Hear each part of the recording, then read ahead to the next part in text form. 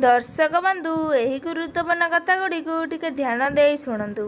1 number, निज घरे बसी केबे कहार अनिष्ट अमंगल एवं परचर्चा आलोचना करने अनुचित, कारण तुम निज घर उपरे राहु एवं शनिकर कृपा दृष्टि पड़वा सह माता लक्ष्मी छाड़ी जाती, जद्वारा निज घरे अशांति अनिष्ट एवं अर्थ अभाव देखा दिए। 2 नंबर, निजर तुलना केबे भी कहा सहित करवा उचित नुहे। जेमिति हाथरे 5 आंगुठी समान न थाए, सेमिति समस्त भावना और चिंताधारा एक होई न थाए।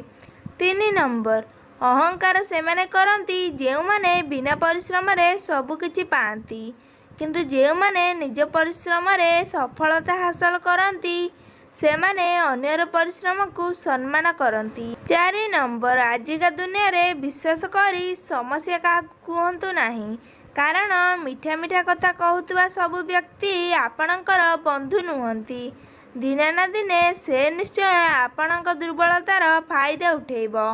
5 नंबर, जेपरी खरा और वर्षा दुईटी मिसिबा द्वारा इंद्रधनु होइथाए, ठीक सही भली सुंदर जीवन पाई सुख और दुख उभय जरूरी होइथाए। 6 नंबर, निज सम्मान को विसर्जन देई कहा सह संपर्क बजाय रखिबार कौनसी दरकार नहीं। जेउठी निजर सम्मान नहीं से जगार दूरे रहिबा भल। 7 नंबर, चरित्र रे महिला रखी चेहरा को जेते सजाइले मध्य से सुंदरतार कौनसी मूल्य न थाए, काहेकि ना आईना आलोकरे चमकी थाए, अंधार रे नुहे। कथार अछि थिले था पछे रूप हजारे, चरित्र नथिले सबु असार। 8 नंबर, उपदेश देवा सहज किंतु उपाय बताइबा भारी कष्ट। अन्यर दुख को देखी अनेक दुखी हुअंती, किंतु केही दुख दूर करिबा पाई आगे आसंती नहीं। 9 नंबर, पूजा करिबा समय रे जदि हाथरू पूजा थाली पड़ी जाए तेबे अशुभ होइथाए एवं आगामी दिन रे कौनसी समस्या देखा देबार संकेत देइथाए। 10 नंबर, आजिर दुनिया रे तुमे मिछ को जेते धीरे कुहना काहेकि समस्ते सुनी पारिबे, किंतु सत को जेते जोरे चिल्लेकी कहले भी केही सुनी पारंती नहीं।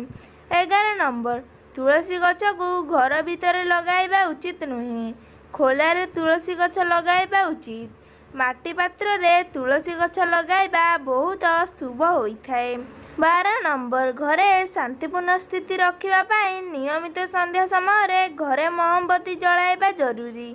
जदि एही मोमबत्ती सुगंध युक्त होइथिबो तेबे खूब भल प्रभाव मिलिबो एवं घरू पुराणा कलाकृति बाहर करि दियंतु, कारण पुराणा कलाकृति रे नकारात्मक शक्ति को आकर्षित करिथाए, तेणु एभली वस्तु रखिबा उचित नुहे। 13 नंबर, निजको एमिति गढ़ी दियो जे तुमको पाइथिबा लोक तुम बंधुता को नहीं गर्व करू एवं तुमको हरैथिबा लोक अनुताप करू।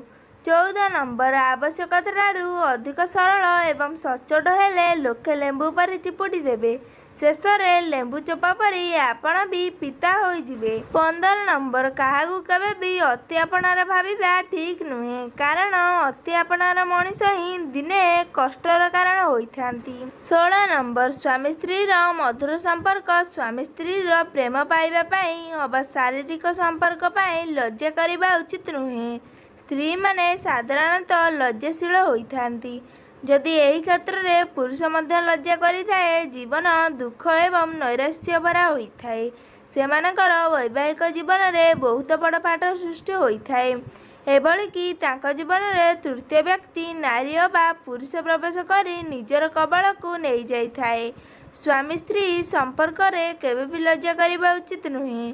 बिना संकोच रे स्वामी स्त्री संपर्क आगकू बढ़ाइबा उचित होइथाए, यह द्वारा आपणकर जीवन सुखमय होइथाए। 17 नंबर, भोजन करिबा समय रे केबे भी लज्जा करिबा उचित नुहे। जे व्यक्ति भोजन करिबा समय रे लज्जा करिथाए सेही व्यक्ति भोकरे रहिथाए, यह बहुत कष्टदायक होइथाए।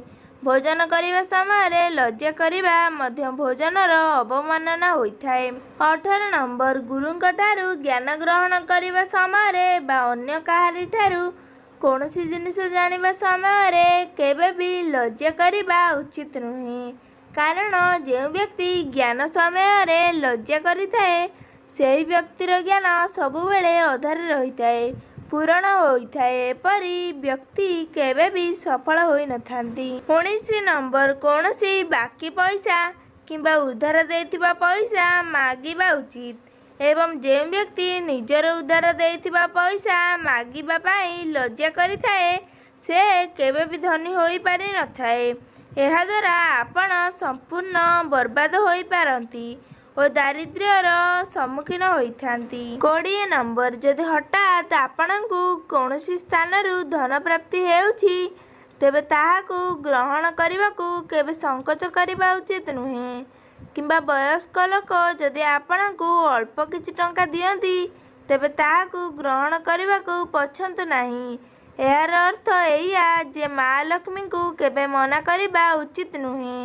21 ନମ୍ବର ଯଦି ଆପଣ କୌଣସି ମନ୍ଦିରକୁ ଯାଆନ୍ତି କିମ୍ବା ବିନା ପ୍ରୟୋଜନରେ ପୂଜା ସ୍ଥାନରେ ପହଞ୍ଚି ଯାଆନ୍ତି ଏବଂ ସେଠାରେ ଆପଣଙ୍କୁ କେହି ପ୍ରସାଦ ଦିଅନ୍ତି ତେବେ ସେହି ପ୍ରସାଦକୁ କେବେ ମନା କରିବା ଉଚିତ ନୁହେଁ। ସେହି ଦିବ୍ୟ ପ୍ରସାଦ ଆପଣଙ୍କର ଭାଗ୍ୟ ବଦଳାଇବାରେ ସାମର୍ଥ୍ୟ ରଖୁଥାଏ। 22 ନମ୍ବର ଜୀବନରେ କେବଳ 2 ଜଣ ଲୋକ ଅସଫଳ ହୁଅନ୍ତି। ଜଣେ ସିଏ ଯିଏ କେବଳ ଚିନ୍ତା କରେ କିନ୍ତୁ କାର୍ଯ୍ୟ କରେ ନାହିଁ, ଆଉ ଜଣେ ସିଏ ଯିଏ କାର୍ଯ୍ୟ କରେ କିନ୍ତୁ ଚିନ୍ତା କରେ ନାହିଁ। 23 ନମ୍ବର ଘରେ ଅଧିକ ପୁରୁଣା ଜୋତା ଚପଲ ରଖିବା ଉଚିତ ନୁହେଁ। ଏହାଦ୍ୱାରା ଅଶୁଭତ୍ୱ ବୃଦ୍ଧି ହୋଇଥାଏ ଏବଂ ଜୋତା ଚପଲ ଏଠି ସେଠି ପକାଇବା ଦ୍ୱାରା ଶନିଙ୍କ ଖରାପ ପ୍ରଭାବ ପଡ଼ିବା ସହିତ କଳହ ବୃଦ୍ଧି ହୋଇଥାଏ।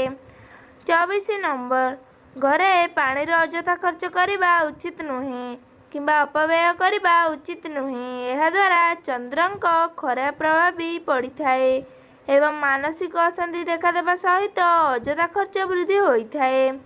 25 ନମ୍ବର ଶୋଇବା ଖଟ ଉପରେ ବସି ଖାଦ୍ୟ ଖାଇବା ଏକ ଖରାପ ଅଭ୍ୟାସ ହୋଇଥାଏ। ଏହାଦ୍ୱାରା ଘରେ ସୁଖ ଶାନ୍ତି ଭଙ୍ଗ ହେବା ସହିତ କରଜ ଭାର ବୃଦ୍ଧି ହୋଇଥାଏ। 26 ନମ୍ବର ହାତରୁ କ୍ଷୀର ପଡ଼ି ଢାଳି ହୋଇଗଲେ ଅଶୁଭ ହୋଇଥାଏ। ଏହା କିଛି ଦୁର୍ଘଟଣା ଘଟିବାର ସଂକେତ ଦେଇଥାଏ। 27 ନମ୍ବର ଘରର ଝାଡ଼ୁକୁ କେବେ ବି ଗୋଡ଼ ମାରିବା ଉଚିତ ନୁହେଁ। ଏହା ଅଶୁଭ ହୋଇଥାଏ ଏବଂ ଝାଡ଼ୁକୁ କେବେ ଓଲଟାଇ ରଖିବା ଅନୁଚିତ। 28 ନମ୍ବର ସୂର୍ଯ୍ୟାସ୍ତ ପରେ ଘରେ କେବେ ବି ଝାଡ଼ୁ ମାରିବା ଉଚିତ ନୁହେଁ। ଏହା ଅଶୁଭ ହୋଇଥାଏ ଏବଂ ଦୁର୍ଭାଗ୍ୟ ଆସିଥାଏ। 29 ନମ୍ବର 1 ବର୍ଷ ଭିତର ପିଲାମାନଙ୍କୁ କେବେ ବି ଦର୍ପଣ ଦେଖାଇବା ଉଚିତ ନୁହେଁ। ଏହା ଅମଙ୍ଗଳକାରୀ ହୋଇଥାଏ। 30 ନମ୍ବର ଦର୍ପଣ ଯଦି ଭାଙ୍ଗିଯାଏ ତେବେ ଅଶୁଭ ହୋଇଥାଏ। ତେଣୁ ଭଙ୍ଗା ଦର୍ପଣକୁ ନଦୀରେ ପକାଇବା ଦ୍ୱାରା ଅଶୁଭତ୍ୱ ଦୂର